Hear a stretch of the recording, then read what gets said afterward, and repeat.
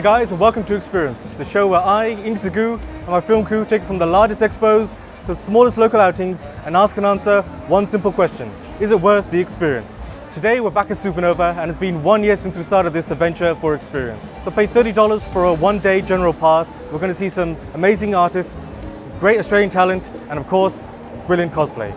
Now we just need to find out, is it still worth the experience? Let's go.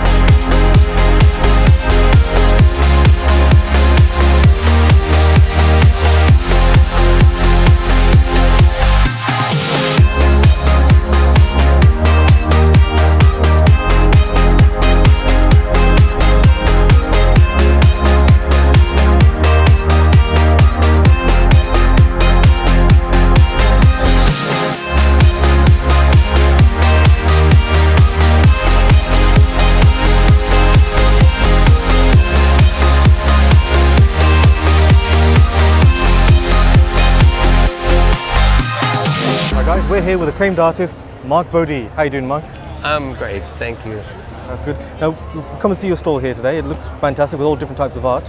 How did you get into it? Well, my father, Bodé, was one of the originators of adult comics in America. He did Cheech Wizard for National Lampoon, and Junk Waffle, and Dead Bone, and Erotica, and his characters, his lizard characters, these guys right here, they've been imitated all over the world in the spray can art culture. And so my father passed away very young in 1975 at the height of his career.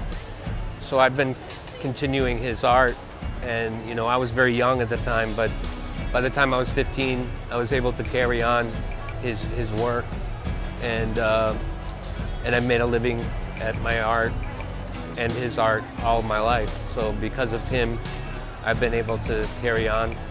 When I was very young, he gave me my first art lesson, and I think I was 7 years old, and he goes, "Son, this is how you draw tits. And if you draw them this way, you will always make money." And I've been drawing them the same way, and I'm making money. So we're very famous for our voluptuous women, and our characters that have been synonymous with graffiti art all over the world. Well, so apart from your father, so what have been some of your influences regarding art? Well, I'm very much into science fiction, and Cobalt 60, which is this guy, Cobalt. He's actually got options for a movie by Zack Snyder, who did Watchmen and Superman and Batman 300.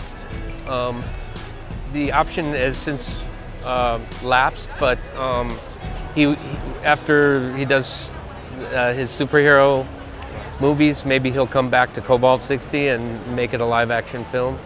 But I'm very much into Mobius, like the artist Mobius, French artist, and Mila Manera. You know, I like a lot of the European artists and the ones that draw adult material.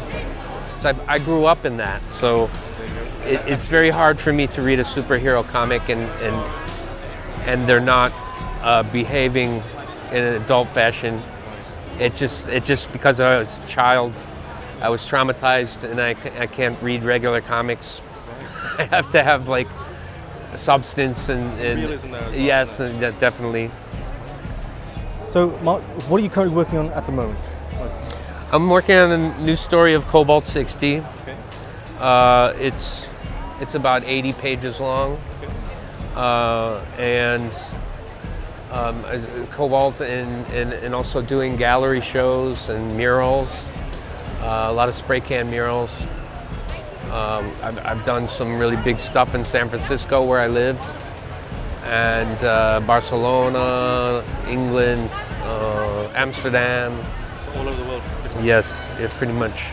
And Australia. Of course, that's why we're here today. Yeah, this is my first comic convention in Australia. Wow. So what do you think about the Supanova culture here, like today? It's amazing. You know, the hospitality is like no. You know, it's like, you know, they really take care of their people here, and I look forward to many more times. That's it. And hopefully we'll see you tomorrow. So tomorrow and possibly next year. Yeah, for sure. We're coming back. Yeah. No worries, Mark. Thank you very much. Take care. Cheers.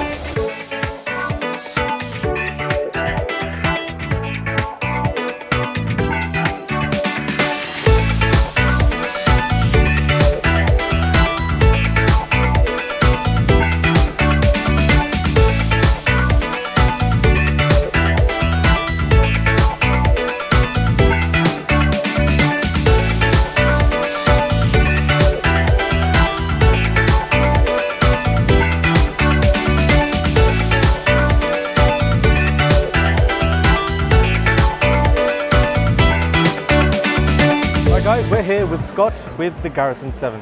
How you doing, sir? You right? Yeah, I'm awesome. How are you? So do you mind telling Australia what the Garrison 7 is? Well, Garrison 7 is an action-packed sci-fi military adventure. It parallels today's society, what's happening in today's society. It's set in the not-too-distant future, and each character has their own story. So it's not just about Tom Garrison.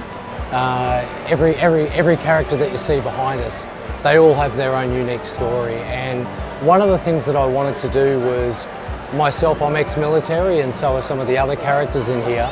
And one of the big things was, when a lot of my friends leave the military, they're a bit lost as to what they wanted to do.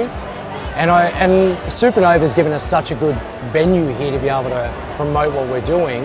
I wanted to involve the military side with it as well. So in the production, some of the soldier roles, we're actually employing real soldiers, past and present.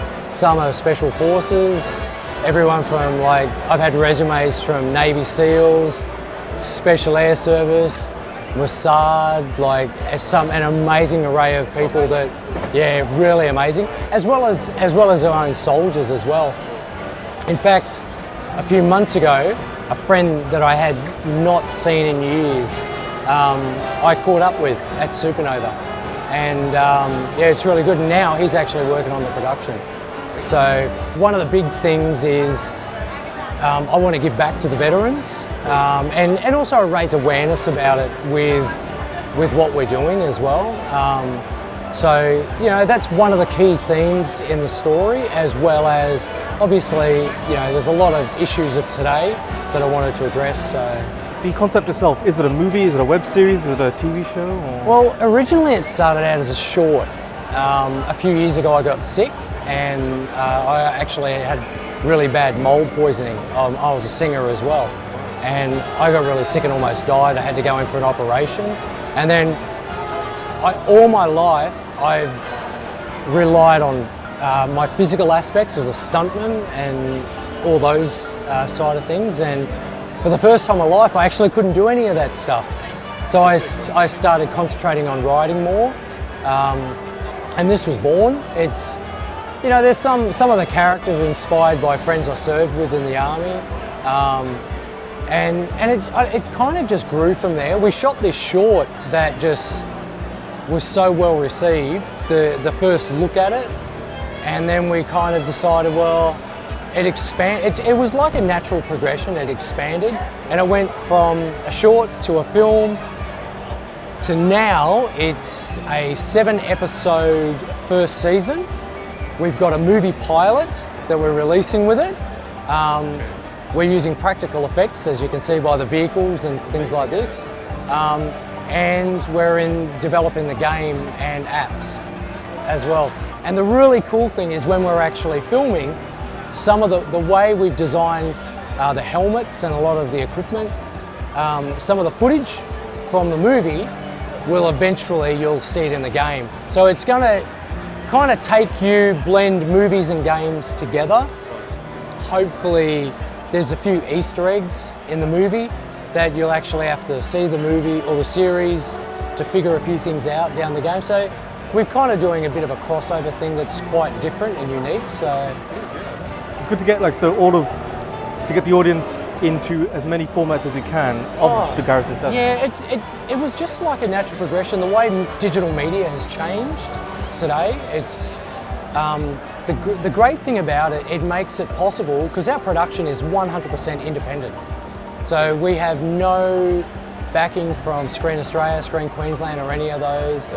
Everything that you see is myself and my team, we all put in and we've been doing it. And the good thing about it is it's come up pretty good and it's getting bigger and badder each time. And Supanova has been very instrumental in promoting us, which has been great, and giving us a venue to promote Garrison 7, as well as, they do it for other up and coming projects as well, which is, I think is very unique in the industry. And not only that, it shows their commitment and support to our veterans theme as well, which is something very dear to my heart and people that I'm working with the project. So yeah, it's also great that you're taking those who have served and who no longer now who find anything that they can do.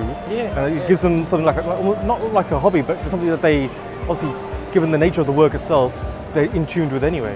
Yeah, and the thing is too, one of the reasons behind that too is when guys leave the army, some of them may not continue in film, but like Thorpe, the guy who I caught up with, Paul Thorpe, he actually said to me, I got a text from him a couple of days ago, and he said, man, thank you so much for for letting us help on the vehicle and working on it. It made me forget about my problems. And I just thought, you know what, that's pretty cool. That itself is pretty cool. So this is almost like a therapeutic process, Totally, what you're providing. yeah. That's brilliant. Yeah, That's yeah. very good. That's good. So any other sort of release dates for the future at all in regards to Okay, so we're looking at launching late 2017. We want to launch through Supanova. It's never been done before where a film has actually been, or a series has actually been launched through a venue like this, which is fantastic. And I also believe that, you know what, Supanova and all the fans have given to us, well, you know what, we want to give back. So one of the really cool things we've just released today, which they'll be able to register online, we released a cosplay star search, where what we want to do is involve the Supanova fans, as well as cosplayers around the world, in the production. So there's some really cool prizes. There's 7 featured acting roles, where they even get an acting coach to be in the film.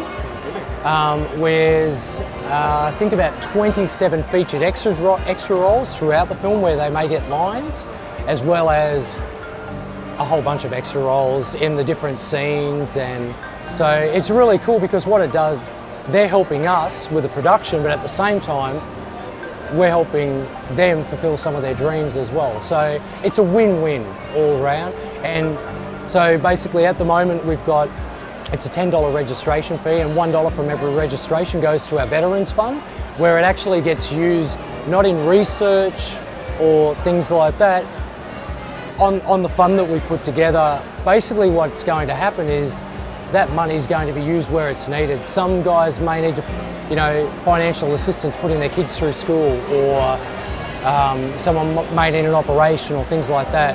And when I sat down and talked to the guys about it, they thought, that's a better way, where at least you can see the money going to where it's going to do its greater good. And rather, where it's actually needed as well. Yeah, definitely. Fantastic. Yeah, and we're doing that with a film too. So part proceeds from the film actually goes to the fund as well.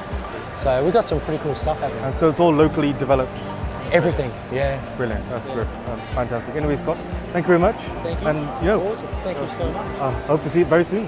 Excellent. Cheers. Take care. Thanks.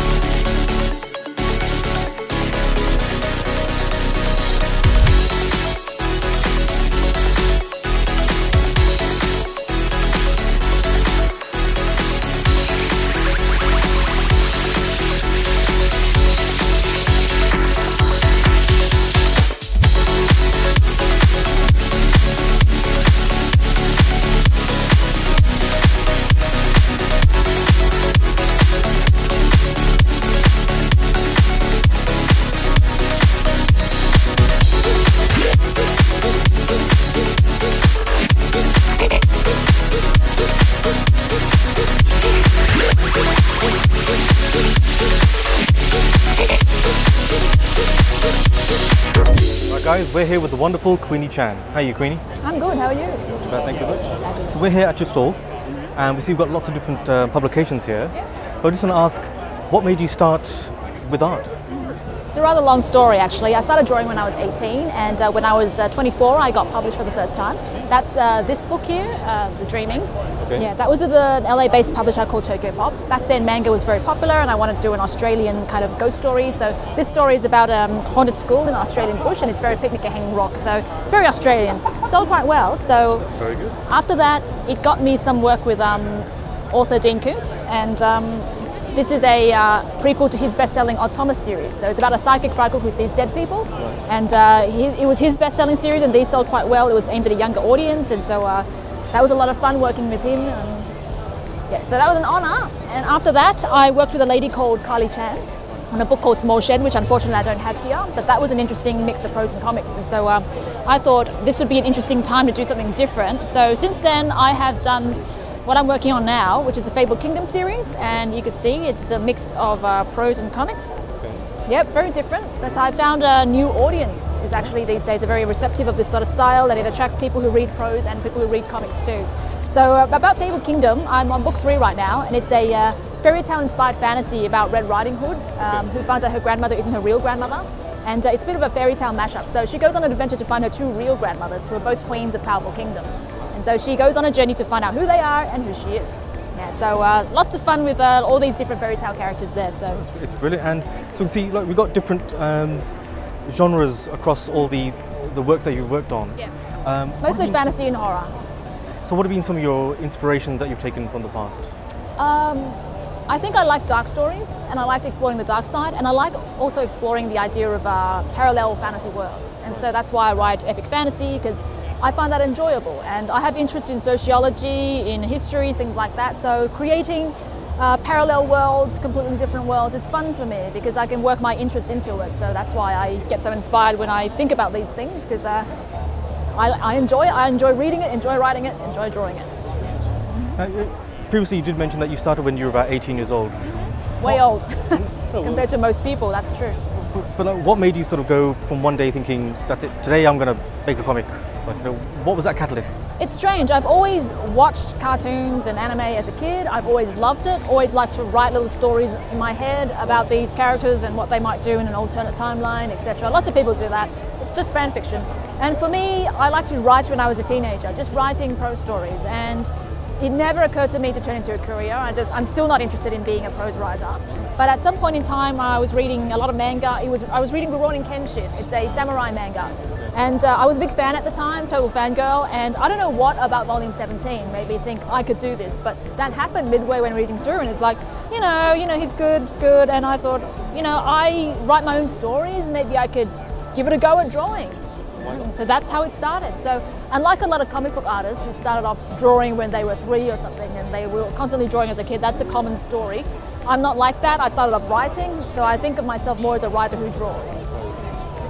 That's probably the best way to put it, actually. Yeah. There's a big degree of difference, and but now I'm actually seeing a different side to my art because I'm starting to participate in art exhibitions, and so there's been a number of interest in comic book artists and in art galleries, and so I'm doing an art exhibition with a gallery called Artshine Gallery, which is one of those newer galleries in Chippendale that's been popping up, and this is a group art exhibition with a bunch of people from the Sydney Comics Guild, and so it's been super fun. And it goes from the 25th of June to the 20th of July. So if you're in Artshine, which is near the Chippendale area, please drop by the gallery and have a look. You know, it's something new and different for me, but very exciting. Well, that's brilliant. Yeah, very different sort of atmosphere to a convention, which is what I'm used to. But it's interesting to be in a different environment and trying to sell your wares to a different kind of people. Yeah. Well, Queenie, thank you very much. And Thank you. yeah, we just hope that we can see more of your products in the future. Thank you. Take care. Thank you. Thank you. Cheers.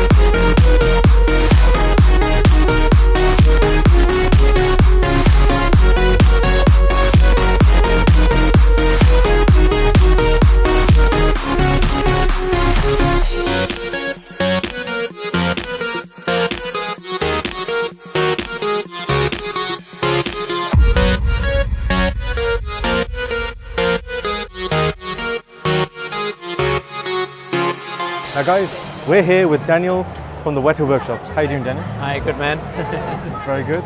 So can you tell us, what is Weta? Sure. So Weta Workshop is primarily a special effects, physical effects workshop based in Wellington, New Zealand. We've been around for, many decades now. I joined the company about 20 years ago, and I'm a designer there, so I come up with ideas for armor and weapons, creatures, all that kind of stuff, primarily for film and television, but also for other industries as well. I'm part of a team. Weta Workshop not only designs the kind of stuff that we make for the movies, we also then build it. We also have our own interactive facility now as well, so we're developing games. We publish books, we have merchandise that we make, so basically anything that's creatively satisfying and fun for us to do. Yeah. So what's the history of Weta? Like, how did they first get started, and what projects did they first delve themselves into? Sure. So my boss, Richard Taylor, established the company with his partner, Tanya Roger, many years ago. Richard basically is one of these people who's compulsively creative. He has to be making stuff. He grew up on a farm, and he used to pull clay out of the creek behind the farm and make things with it, and always wanted to just be making stuff for a living. And so he perceived that there was a gap in the market in New Zealand for a special effects company that would create models, armor, weapons, props, costumes, that kind of stuff for the cinema industry in New Zealand. And so he basically created Weta to be that. Over the years it has grown tremendously. When I started 20 years ago, it was still a fairly young company. There were maybe about 20 people working there, and now it's much, much larger. We've got a couple of hundred people at Weta Workshop now, and our sister company, Weta Digital, which do all the digital effects, they're up to a couple of thousand people. They grow and shrink depending on the work. We're probably best known for The Lord of the Rings. That was really Weta's huge break. Before that, we'd done a number of Peter Jackson's films, and we'd also worked on things like the Hercules and Xena television shows, providing creatures for those. That's how I got my break, was doing work experience on those shows, and then in turn getting to Weta after that. But yeah, Lord of the Rings really put Weta on the map. Weta Workshop provided armor and weapons for the show, that film, design, gore and injury, miniatures, just a huge volume of different subjects. Normally on a movie, different companies would do all of those different things, but we chose to do as much of it in-house at Weta Workshop as possible because we felt that it would bring a singular design style to the whole film as much as possible, which we felt was important for it.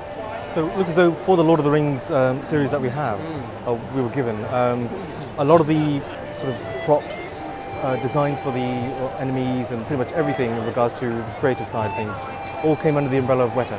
A lot of it, yeah. There was an art department on the films as well, and a costume department, so we would work in concert with them. So for example, the art department would make props, or we would make anything that was considered a weapon. The costume department would make beautiful costumes, or we would make anything that was considered armour. So in that regard, we were kind of specialists. But then we also provided miniatures, so that all the beautiful big cities and that kind of stuff, and it was all produced at Weta Workshop as well. And then, Weta has sort of branched out since then. We've obviously worked on the sequels, The Hobbit, but then also Avatar and District 9. What else have we done? King Kong, The Lion, the Witch and the Wardrobes, Prince Caspian. Most recently, the company's just finished work on Power Rangers movie that's being done. So we made Power Ranger costumes, and there are some pictures online of those. I think they've shown the first of those. And the Ghost in the Shell live action remake is being done at the moment in Wellington, and we provided a lot of material for that. Suits, special costumes and that kind of stuff. Which stars Scarlett Johansson? Yes, she's around. So is there anything up and coming with Weta? Are we allowed to find Well, I'd say we've also just done Warcraft. So at Weta Workshop, we didn't design the weapons, but we manufactured the weapons for the Alliance for Warcraft, and also the Alliance armour. And we also sell them. So you can actually go to our website and buy weapons from Warcraft taken out of the same molds as the ones that we made for the movie. I mean, that's another whole aspect of the company now, is that we have a gift shop and we go to shows like this. We have a tourism angle to the company now too, where people can come and actually look through parts of the workshop that we have cordoned off, because of course people are interested in peeking behind the curtain and seeing how things are made. So we run demonstrations, and we've put as much of the cool stuff that we've made as possible into like a little gallery space that people can come and visit and actually get a guided tour through. But yeah, we make statues, and we're all big geeks for this stuff as well, right? So we work on these movies, but then we want to have keepsakes for ourselves. So we make collectible statues and toys and replica weapons and armour and all that kind of stuff, and sell those as well. That's brilliant. Anyway, Daniel, thank you very much. Nice talking to you. We've learned so much about Weta. Thank you. Yeah, I just hope to see the name even more in the future. Yeah, you must come and visit us in New Zealand sometime. Will do. Take care. Thank you. Guys. Cheers. Thank you.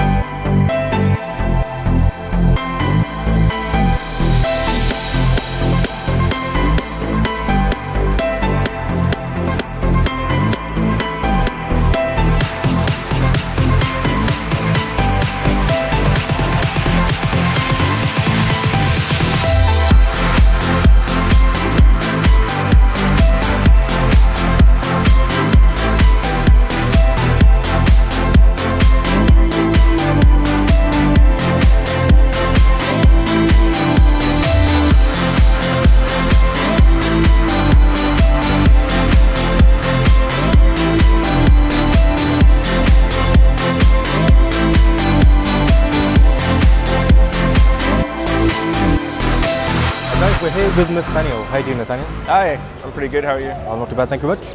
So we're here at your stall in Supanova. So tell us, how did you get into it? My first comic, The Vagabond. It's about a homeless guy who fights crime. It started as a short film I made in high school, and after going to film school, I decided I wanted to take the character further. So I decided to put him in a comic book form because it's kind of suited the character a lot better. Basically, the titular character, the vagabond, fighting crime. Yeah, he's a homeless guy. He'll be on the street sleeping, and then he'll get interrupted by something, and then he'll go help them out. He's not really a vigilante, but something horrible happens. He comes out and helps. Okay. So what made you go from that sort of film side of things to comics? Just the amount of people that are involved to make a short film. It can be unreliable. Someone might not show up, and it kind of delays the process.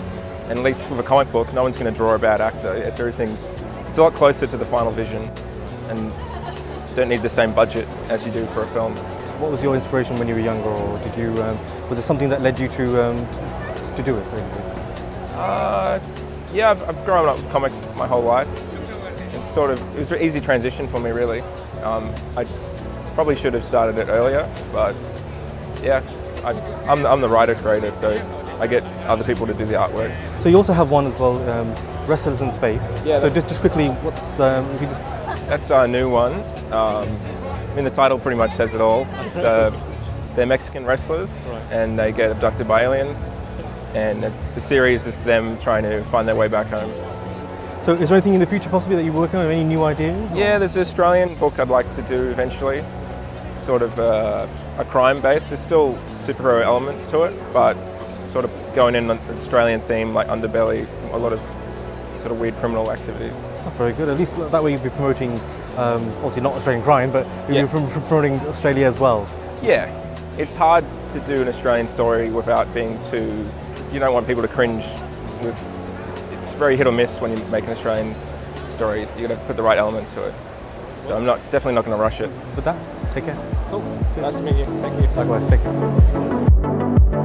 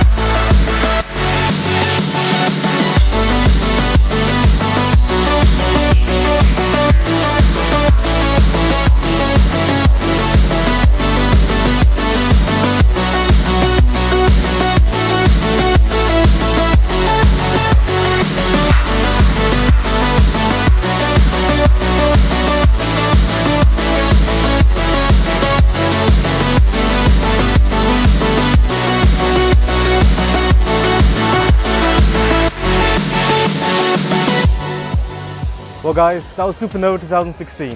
Is it still worth the experience? For a $30 ticket? Absolutely. There are plenty of things to see. We met new and old friends, and the Australian talent on offer here is phenomenal. On that note, we'll see you guys for the next experience. Cheers.